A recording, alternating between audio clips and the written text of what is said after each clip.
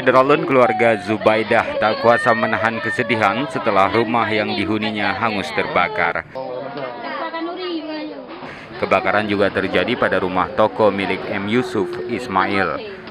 Peristiwa kebakaran di Desa Payasematuk, Kecamatan Krungsabe, Aceh Jaya itu terjadi Selasa sore.